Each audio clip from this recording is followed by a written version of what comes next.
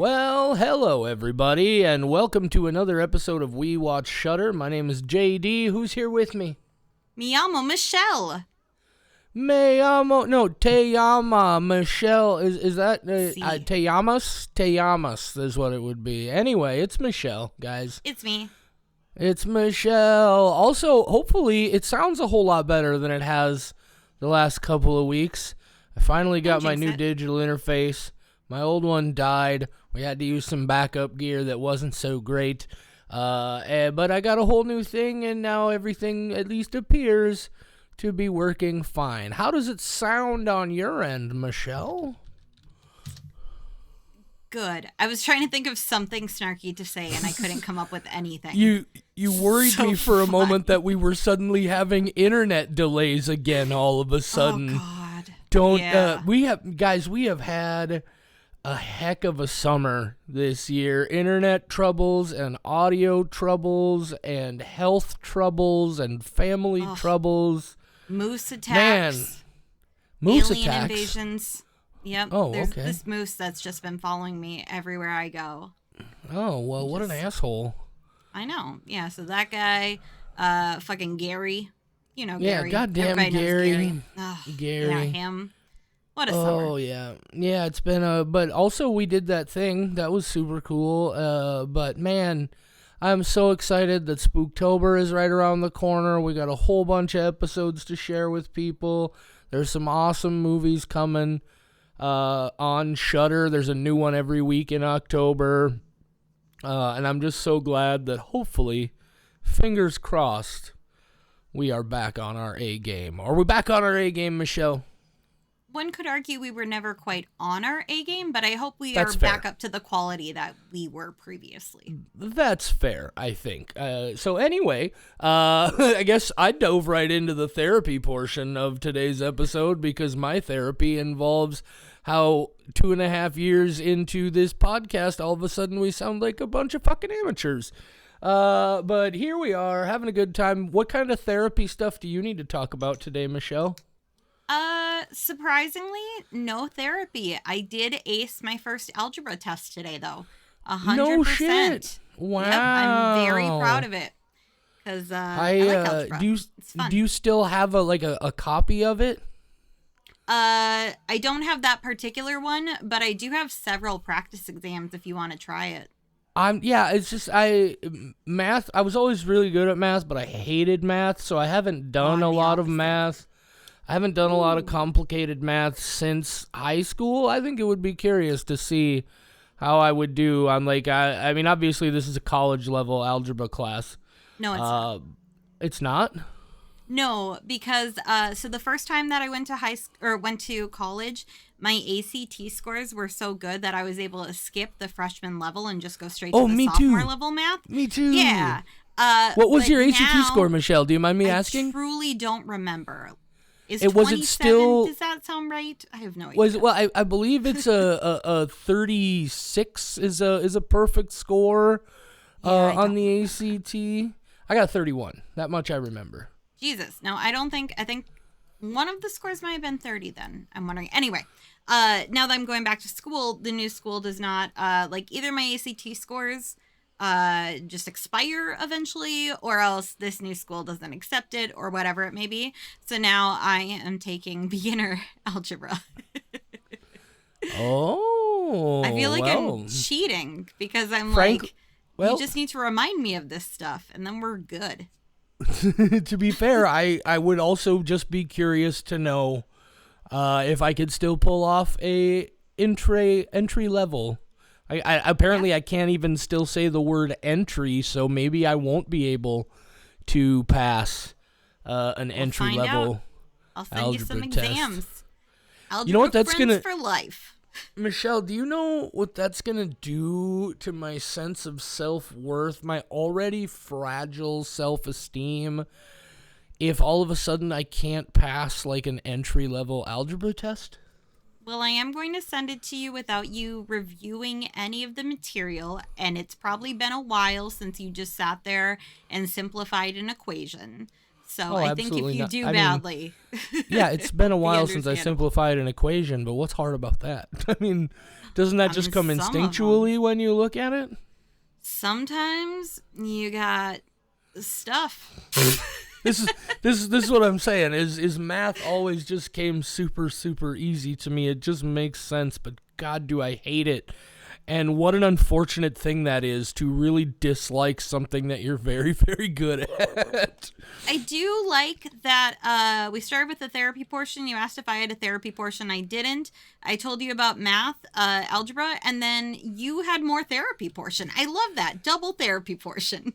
Yeah, well, hey, we'll take all the therapy we can get, since We I will. don't have one lined up in the real world yet. But we're working on it. I go see my psychiatrist on the 7th, and I'm going to get a referral. That's the word I was looking for. Anyway, hey, if this is your first time tuning in to We Watch Shudder, thank you for checking us out.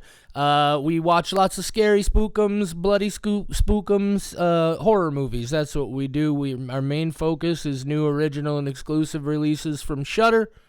And that's what we're talking about today. A new Shudder original. What's it called, Michelle? Oddity. Oddity is the Also, name. I don't think it's an original. I think it's an exclusive because it was out I'm before.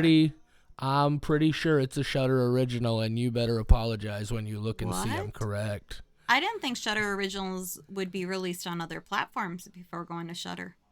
Oh yeah, so Shudder helped produce the film. So Yeah. see, that's the difference, right? And it will sometimes go to VOD. It'll sometimes play theatrically. You know, like Skinamarink was a Shudder original, and that played theatrically. And yeah, Yeah, good point. I just know it was like available to rent on Prime before it hit Shudder Sure. for free. So. Well, what I'm telling you is I'm looking at it right now, and it says a Shudder original. Oh, I so. completely believe you. I am just telling you my justification. That's Bill, fair. That's let's fair. talk Well, about now that we've completely ruined everybody's interest by having our utterly meaningless It's conversation been a about while since we reminded the audience that they hate us. yeah, every now and then it's good for them to know that we're We know. both really unfortunately neurotic, annoying shits. What? Me? Never. Never. I'm perfectly mentally well. So Oddity, that's what we're talking Oddity. about today. That's us. Michelle, had you seen this theatrically? No, I wanted to see it because I think we briefly mentioned that you and I both found out that it had played in theaters very briefly here after it left. We hadn't heard of it, and then everybody was abuzz about it. And then when it was available to stream other places, you said you were waiting until it hit Shudder, and I agreed to do the same thing. Yeah, I This is just my first time watching it. I wanted this to be my first time as well. Come into it completely fresh. This film, directed by Damian McCarthy, who also made a film a couple of years ago called Caveat. And have you seen Caveat, Michelle? I have, but I do not remember anything from it, and I had hoped that I would have time before we recorded tonight to rewatch it. I'm actually going to go rewatch it now because there is a very small cameo, Easter egg, something in Oddity that made me be like, oh yeah, I should go back and rewatch it. So Yeah, I know exactly what you're talking about. I caught that as well. I also have seen Caveat, and I was also in the same boat as you. I remember being generally positive on it, but I don't remember a lot about it. I remember the weird rabbit thing that's on all the promo images for it. This guy makes incredible props for his films. So I remember the rabbit, and I remember there was a guy who was like a caretaker for somebody, but he had to be like chained into a harness so he could only go to certain parts of the house. And that's the only thing really that I remember. Yes, yeah. So that's really all I remember about it. But we're here to talk about Oddity, though. So we both have seen Damian McCarthy before, don't have a huge memory of it, so this might as well be a first-time experience. Michelle, do you want to read? You discovered that the IMDb descriptive script was a good one. You want to go ahead and read it for everybody? Yeah, sure. Okay. So, Yeah. the descriptive script from IMDb. A psychic medium attempts to uncover the truth behind her sister's murder at the site of the crime. Oddity, rated R, 1 hour, 38 minutes. JD, A Shudder original. Yes. would you like to hit us with your spoiler-free thoughts? Yeah, I'd love to hit you with my spoiler-free thoughts about Oddity. I really dug this movie. I thought it was super cool. I think there are bits of it that for a moment I thought it was going to be one kind of mystery and it was going to be playing to a certain type of sort of like big narrative reveal. But as I worked through it, I realized it's not really doing that at all. It's got its own kind of story to tell.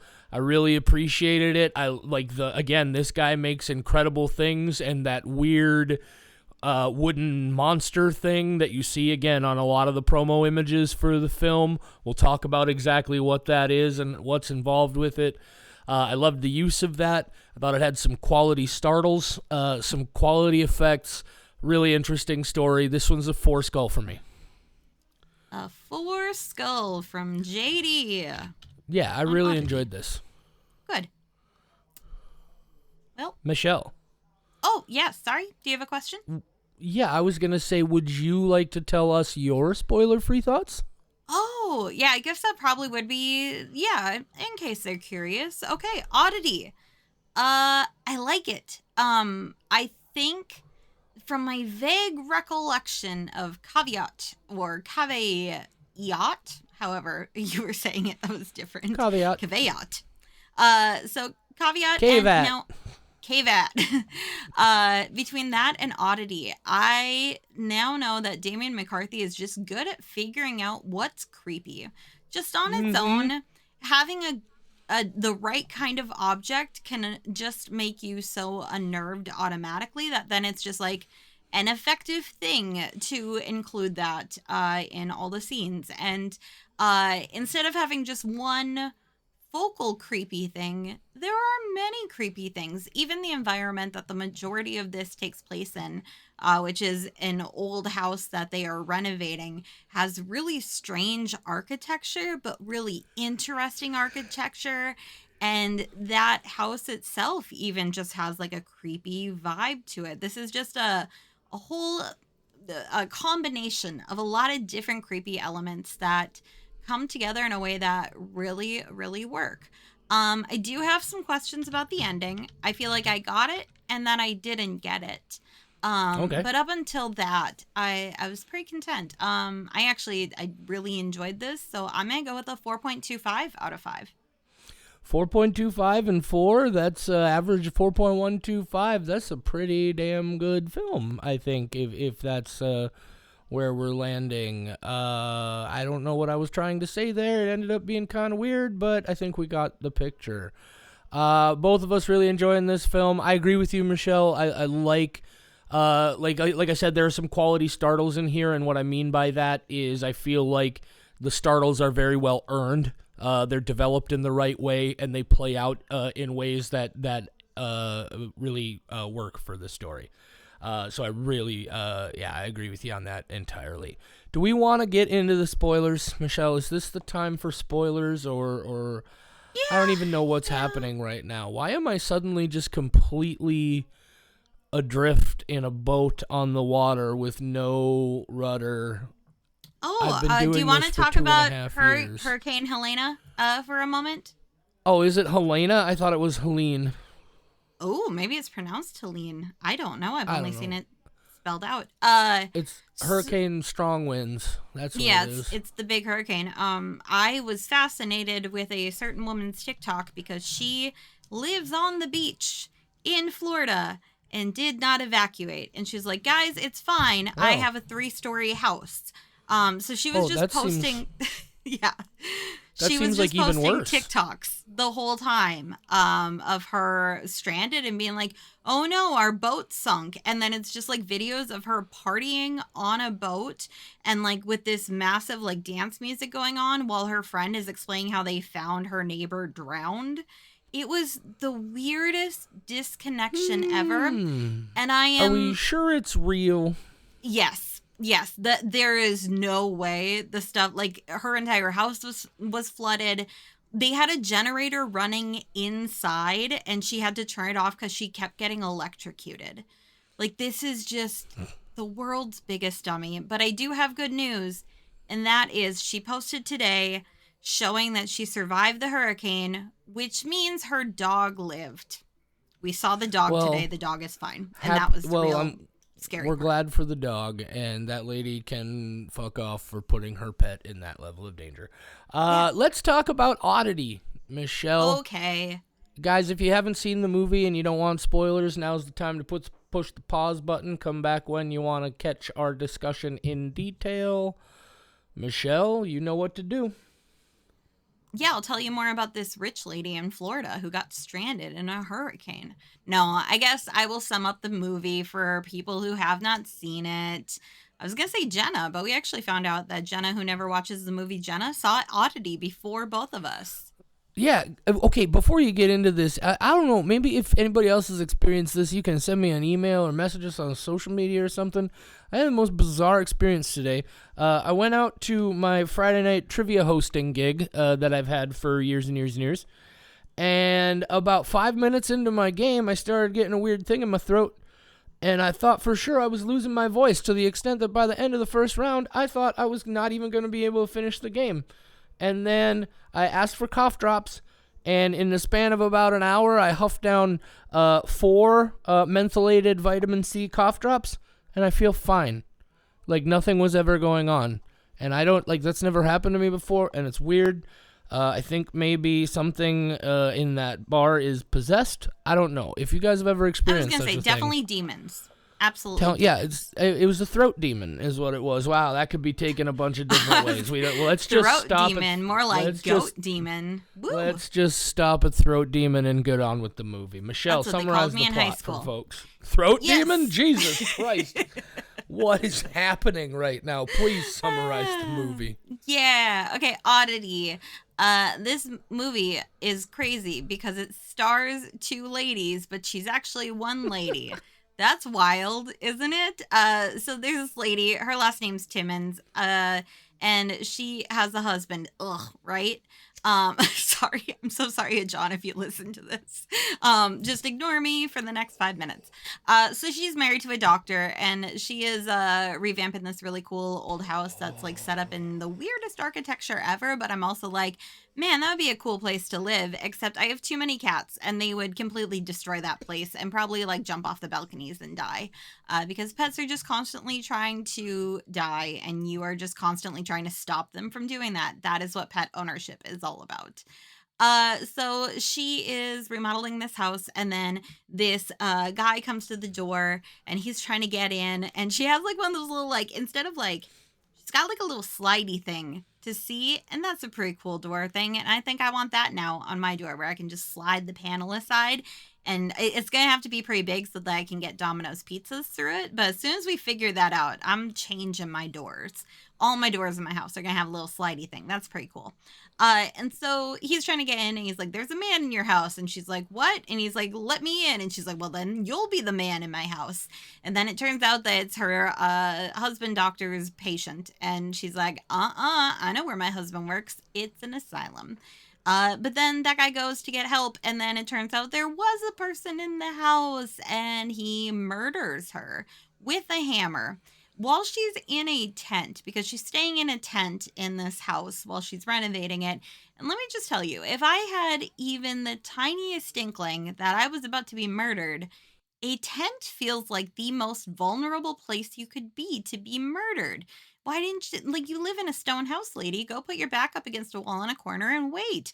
Then you don't have anybody sneaking up behind you. But tents are already scary when you aren't sure if there's a murderer out there. So the idea that this lady was like, I might get murdered. Let me go in a tent and be completely defenseless. And you know what? She proved my fucking point, because there's blood everywhere. And then her sister is also played by the same actress. What? Never heard of that. So she is blind and a psychic, which means she can see without seeing. I just came up with that, and I am so proud. So if there's an object that's been pretty close to a person and she holds it, she can tell you all the things about them. You got your deepest, darkest secrets? Well, don't let this lady hold the spoon that you eat your cereal with, or she's going to tell everybody. And this is how she finds out that the guy who she thought murdered her sister did not actually murder her sister. And now she wants to figure out who did. So she goes out to Dr. Husband's new castle home. And he's got his girlfriend out there, and she's kind of bitchy, but whatever. She's kind of justified at the same time. I don't know how I feel about her. And she does not want the sister to stay out there, but the doctor guy is like, well, I have to go to work now, bye. And then he leaves his girlfriend and his dead wife's sister alone, which, like, that in itself could be a horror movie. They could have just continued with that plot. Nothing else could have happened. This would have been very scary. Nobody likes awkward situations. This would have been very socially awkward. And I would have loved that movie of just these two being passive aggressive to each other for a whole night. But instead we have actual horror, and Danny, no, not Danny. What's sister's name? I did not write it. Danny Darcy. Darcy brought a trunk out there, and in the trunk is a wooden man, and then the wooden man winds up sitting at the table. Did she move him? Probably not. And then the girlfriend's like, whoa, that guy's creepy. And she's like, I know, it's a present for you. And she's like, ah, great, love that. And then by being out there, there's a lot of creepy stuff happens. That wooden guy, he's moving around a little bit, and he's looking places that you didn't think he was. And then the dead wife, she's just popping up sometimes and just screaming and telling you to leave, and that's pretty rude, but I get it. And then it turns out that Darcy figured out that Dr. Husband's orderly came out to kill the dead sister because Dr. Guy was having an affair, and he couldn't just man up and tell her that. Instead, he's like, oh, for her sake, I'll kill her. Fucking men. Am I right?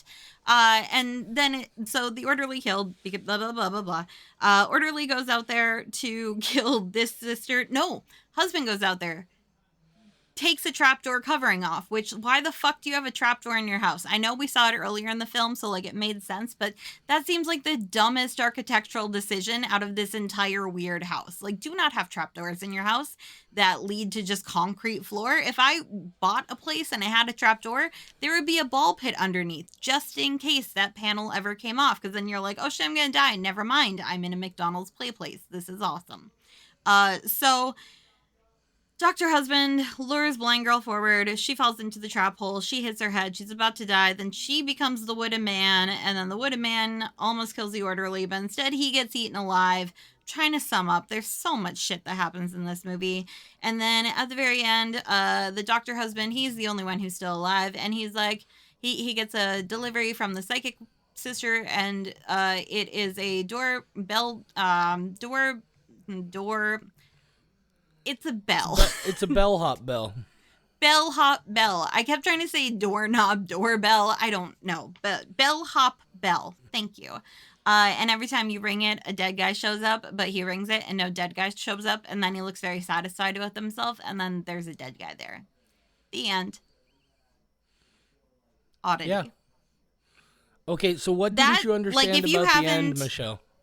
Well, okay, so I had to go back and re-watch the bit about the bellhop bell to make sure I understood. So I definitely see the correlations between the story that she tells at the beginning and then what happens at the end, where, you know, instead of a bellhop falling down the stairs, she falls into a trap door. Like, just don't booby trap your home. I'm just pro tip. Don't have any booby traps of any sort. And then, like, the guy in the story worked too much, just like he does.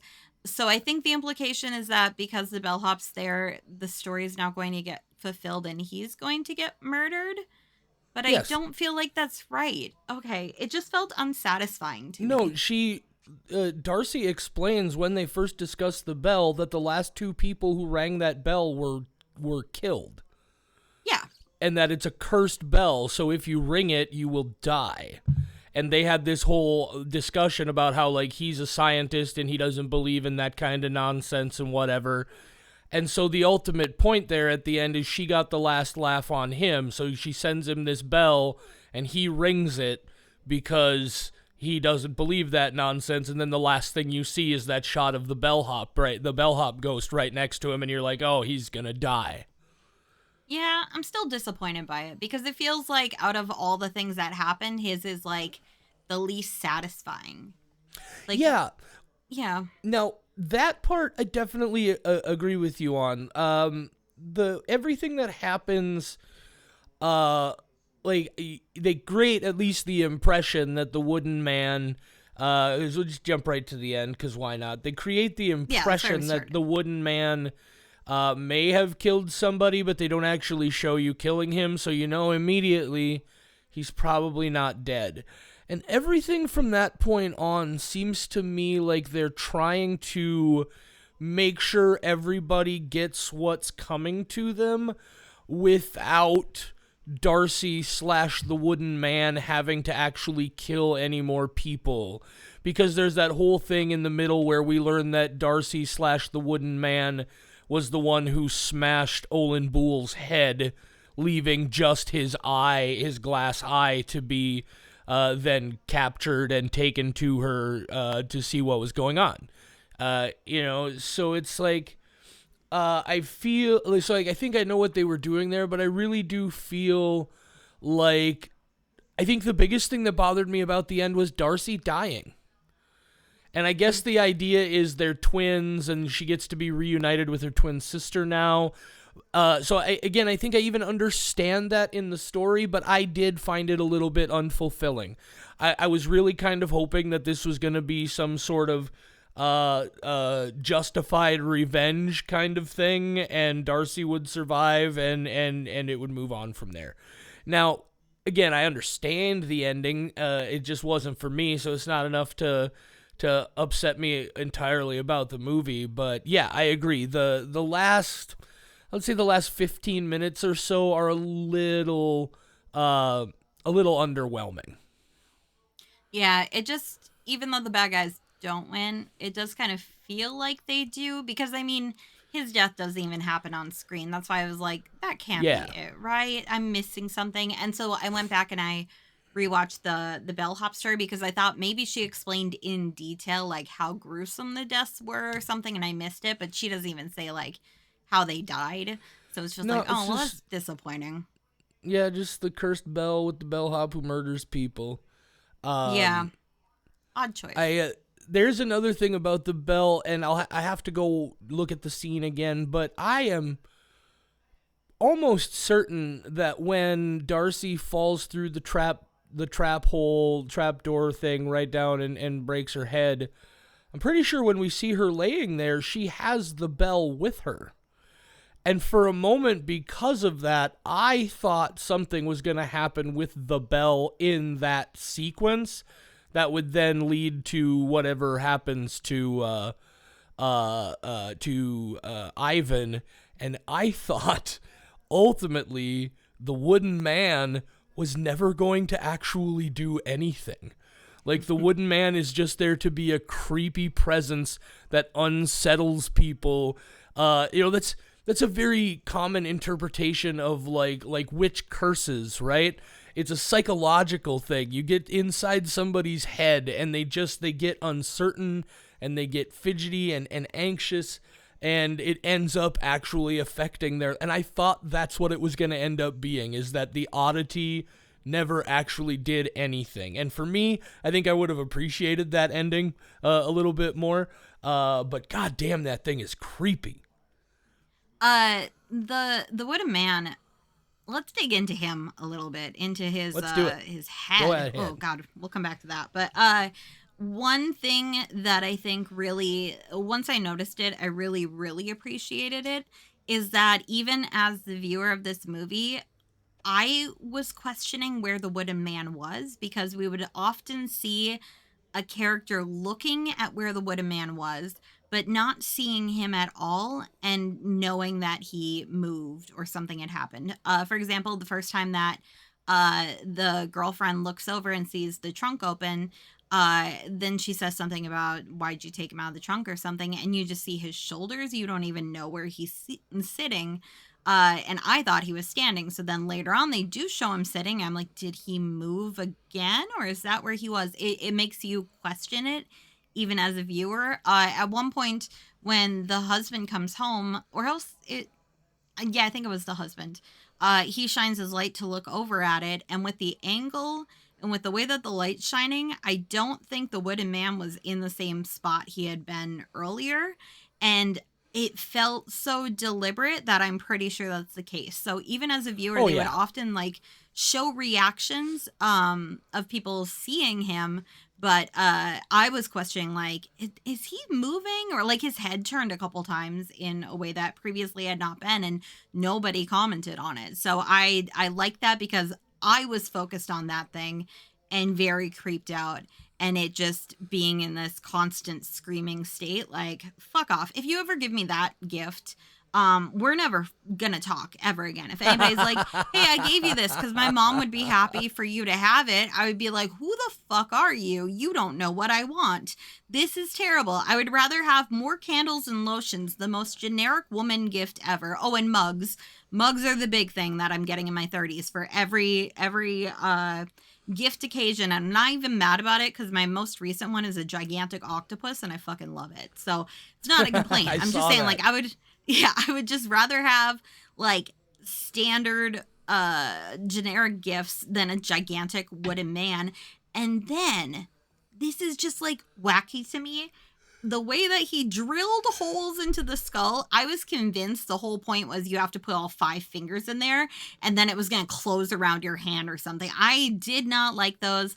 I have that, I wouldn't say fear of holes, but like that they like make me nauseous when they look like that, like lotus pods. Yeah. And I had that thing even before it was a fad.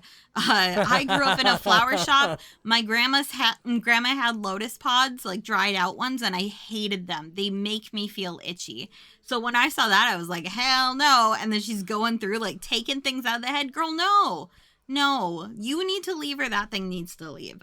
Very effectively creepy Oddity. I think this guy's just very good at being like, what's a creepy thing? Let's build a movie around it. Because that one guy is not the majority of this story. Like you were talking about, he just like barely moves and doesn't even kill somebody at the end. The entire thing is just all like, she could have set him up in that or at that table, and it would have been the exact same movie if he never moved. But it's who we were focused on, and it very much like set the tone so much better than all these things happening without a screaming wooden man watching them occur. So, yeah. Yeah, for sure. I did love that because the wooden man very much gives it a sort of folksy witch kind of vibe to it. I loved that element with the holes in the skull. I did also immediately assume, somebody's going to stick their fingers in there. I thought it turned out to be much cooler because now it's like the witchcraft version of a robot, right? And those things that you put in its skull are your programs. But it's all like little artifacts from the victim, right? It's a bit of hair and photos of the 2 twins and little things like that. And I really liked that. I like, and this is a weird thing for me to say, but again, it's all about how the story is told. I like that we don't get a lot of background on the wooden man. They Agreed. They use it in such an effective way that you understand what it is without needing that background, right? And it's really effectively done. I wasn't left with any just burning questions about the background of this story like I am with some other movies that don't give me what I'm looking for. And I thought that was just really, really well done. There was something I was just about to train off into and I completely derailed. Michelle, why does this keep happening to me? Because we're old and our brains are failing us. Thanks the substance for reminding me that I'm aging. Can't stop. Yeah, by the way, if you haven't listened to our episode about the substance, I strongly suggest you check it out, and I strongly suggest you check out that movie. But that's for another episode that we already did. I remember what I was going to talk about. You want to talk about the little Easter egg artifact from the other film? Yeah, where they're just showing all the little oddities. And then the rabbit from Caveat is just there. Yeah, the little bunny from Caveat. And it even does the same thing, right? It like smacks its hands together to cling the cymbals or whatever. I thought that was a nice little nod. I thought I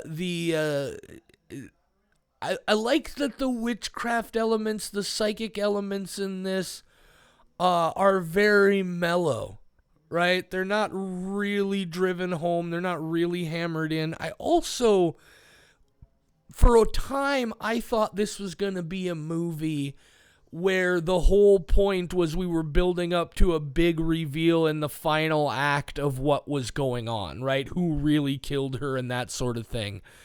But they get to that like halfway through the movie. Like they don't have the discussion on screen where the characters actually finally admit what happened, but they tell you very easily who really killed her, who had her killed. I don't know if you necessarily noticed, but it seems to me that the biggest reason why he had her killed is not just because of this affair he was having, but because he was worried that she would get the house in the divorce. Oh, absolutely. Yeah. And I thought that's such madness, but also the kind of thing that you hear about in real life far too often. And so like just the level of just, it's not pettiness is not the word I'm looking for, but just that, oh, well, I can't lose my house, she's gotta die. Like, that's so messed up. And I just really appreciated how this story was told. At no point whatsoever was it really trying to be a mystery, right? It was a well-told revenge tale, right up until it became not so revengey and just comeuppance-y. You know, there's comeuppance here, but it's not satisfying comeuppance. Is what we've come to. Comeuppance. No comeuppance. That's from like a Simpsons episode. Oh, great. The Simpsons. You guys heard of that before? So David McCarthy, looking at the IMDb, he has another, it's a short called How Olin Lost His Eye. And I am going to go watch that because they explain in this movie that Olin lost his eye because of his mother. But according to this IMDb description, while exploring a burnt out house, Olin loses an eye. And like, if they lied to me and he had a completely different backstory, he's back on my suspect list, because if they took the rabbit from Caveat, I have to assume that he is building a whole multiverse of creepy objects and that this is canon.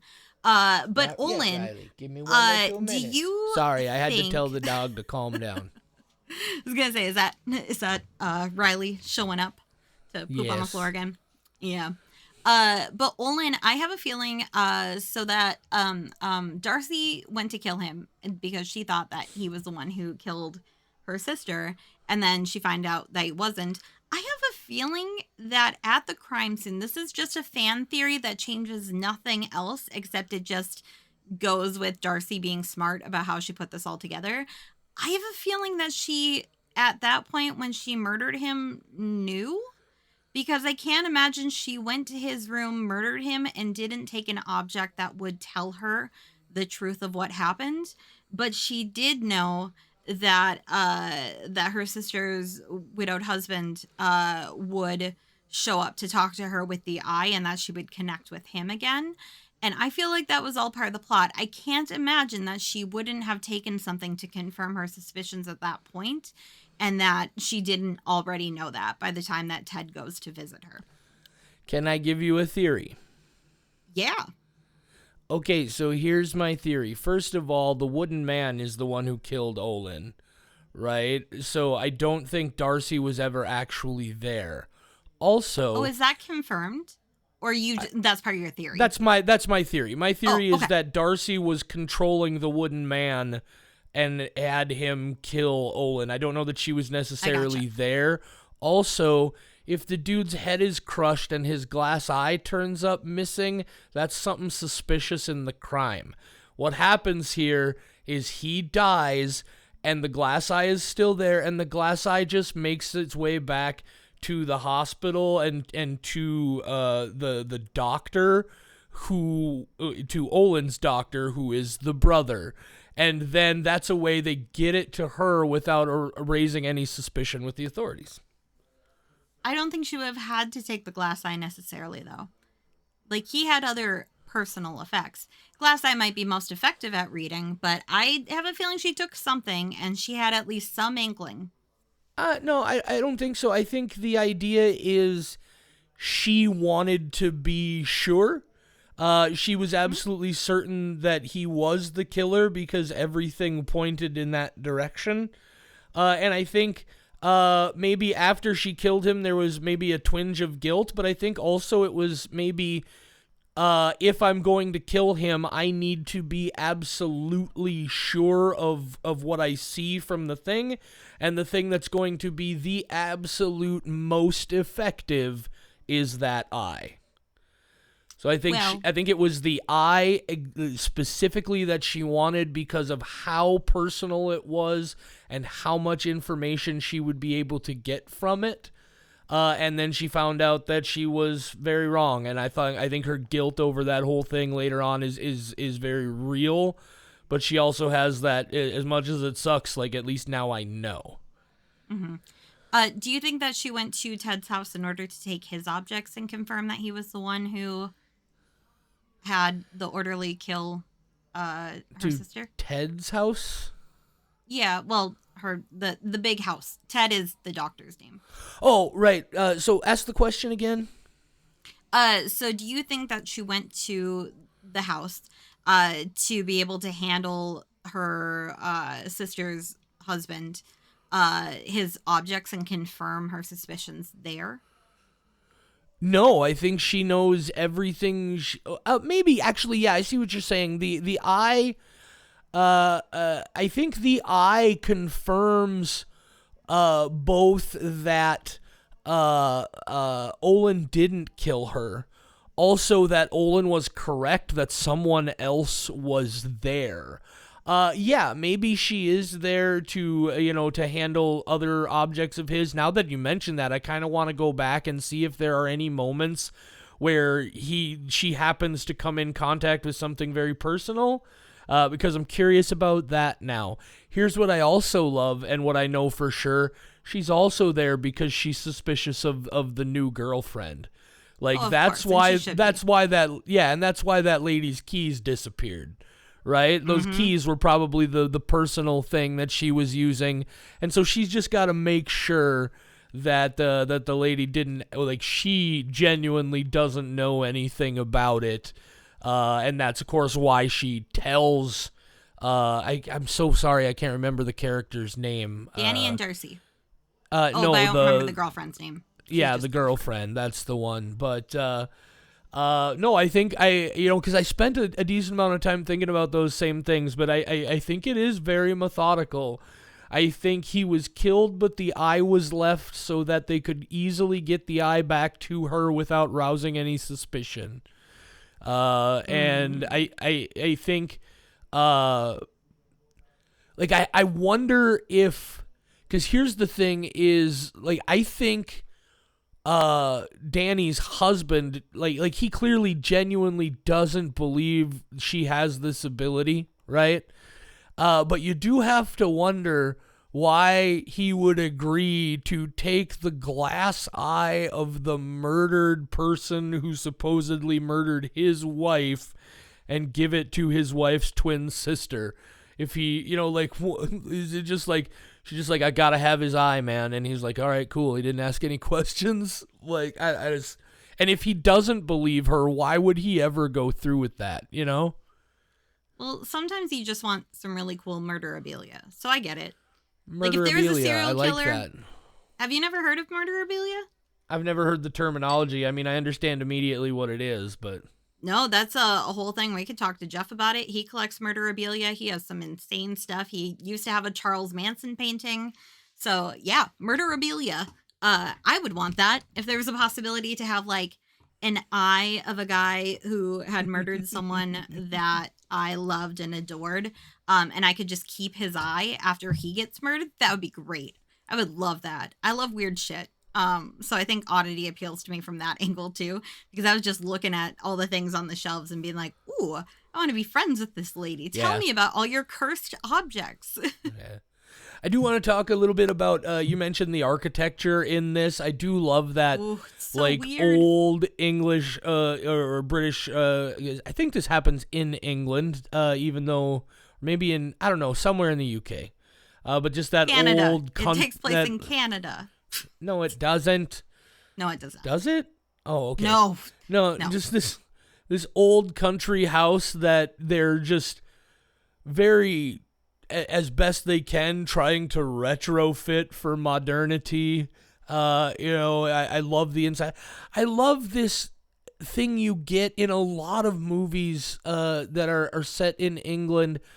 I don't know how regular that is there, but you always see a lot of these like apartments and stuff where like the paint is like half chipped off the walls and they haven't been repainted in forever. You see even like a lot of offices like the doctor's office where you understand it's an old building because the walls are there and they're nicely painted, but there are like pipes and fixtures just exposed outside the walls and everything. There's a natural age to a lot of that you don't get from a lot of American stuff because we're so keen on tearing down and rebuilding everything, right? Rather than there's so much more like retrofitting and just continuing to modernize what's already there, and it creates that really awesome look, and I really like that. Since we're talking about old versus new and all that, the first time that I watched a modern movie that made me question, like, what fucking time is this supposed to be set in, was It Follows, and it drove me crazy at the time. But now I'm way more open to it after seeing it in so many horror movies, including this one, because I could not tell what era we were in exactly until I saw a modern cell phone. Up until then, I did not know, but even then, I'm like, this is definitely like, this guy dresses like an old-timey doctor. Her store looks very old-timey, and then I thought like we were definitely much older time period. But I think I've become more accepting of horror movies doing that because, for one, it solves the problem of cell phones. Cell phones will ruin absolutely any horror movie easily. It'll, chip apart at that unless there's a valid reason that they don't have one around. Like, oh, my friend's dying from a snake bite. I'll just Google how to fix it. What does Ask Jeeves say? So there's a lot of stuff that's solved by cell phones, but I do just like kind of like the ambiguous setting now of like, this might be modern, but cell phones weren't invented, or this might be the 1920s, but also modern. I think it kind of not set me off. What's the word? Like, knocks me off my balance a little bit right at the beginning of trying to piece that together, and then adds to the tone of the overall movie.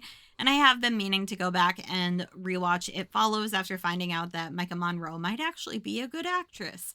It's a joke. That's just wow. Well, no, after Long Legs, I completely changed my opinion on her, and It Follows just had like so many of those things that were just so strange I couldn't get into it, and I've been meaning to rewatch it anyway, and this kind of confirms that I might have to do that. Still boggles me that you were nowhere near as taken by Chloe Okuno's Watcher as I was.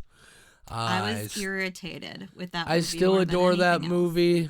That shot on the subway is one of the greatest things I've seen in cinema in 20 years. It's so fucking perfect. Anyway, go watch that movie too. Other things I want to talk about. I mentioned that a lot of the startles in this, there are a few jump scares, but I think they're really well earned.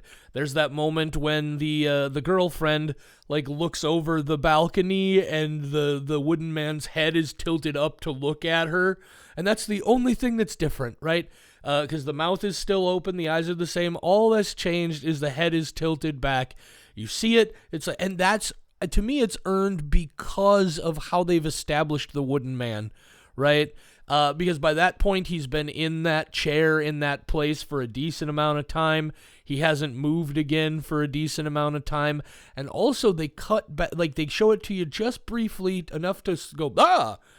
And then immediately when you come back, it's not like that again, and it starts to make you wonder, did it really happen, or is it just all in her head? Is she starting to freak out just because of ominous presence of this thing? Is it having that effect? And that's where I really started to get the feeling that might be where they were going.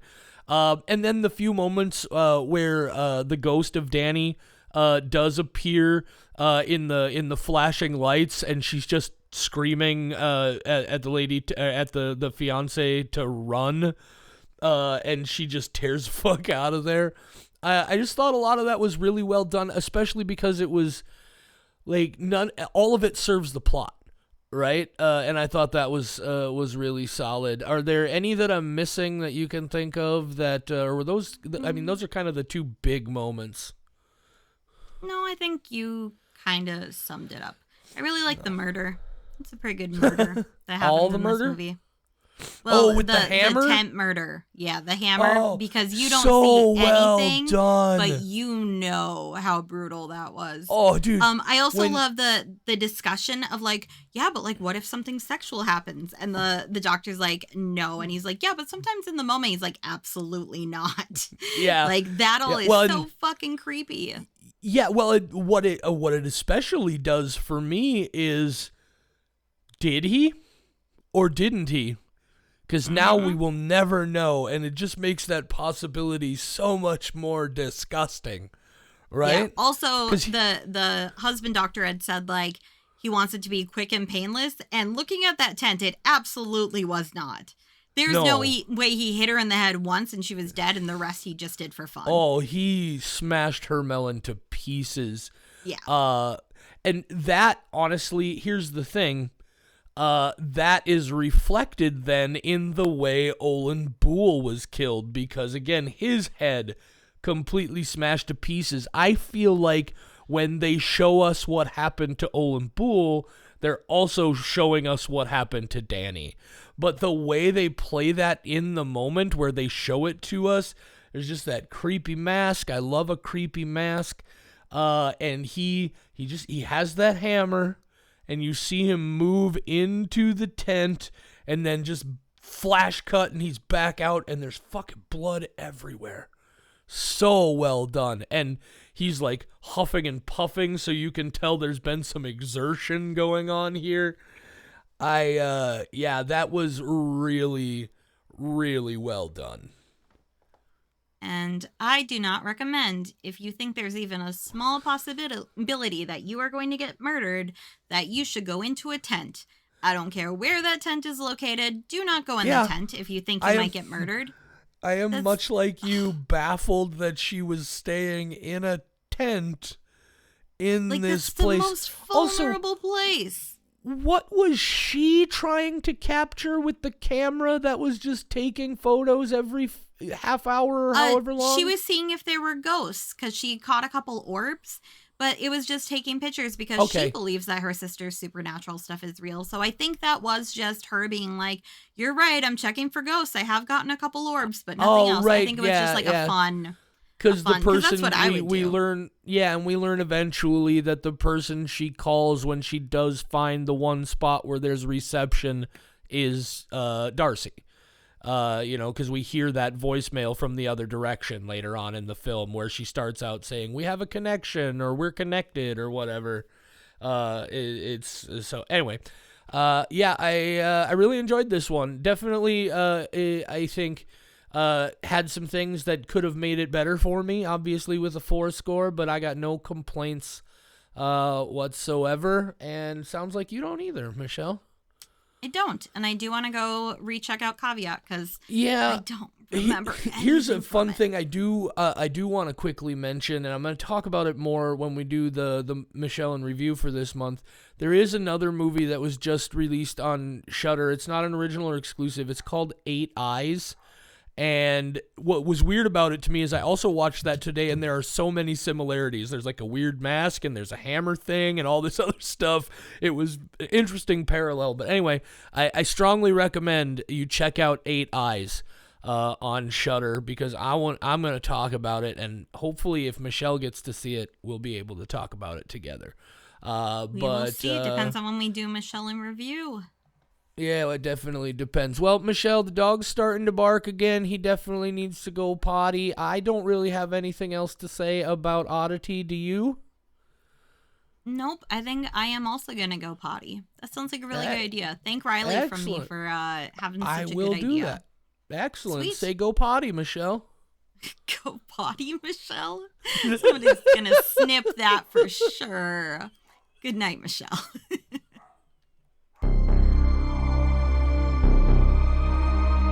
For more horror content, visit WeWatchShudder.com, where you'll find our world-famous, patent-pending Ghoul blog and Squelch files, as well as a schedule of upcoming episodes. Find us on social media at WeWatchShudder on Facebook, Instagram, TikTok, and I guess Twitter if you're still doing that for whatever reason.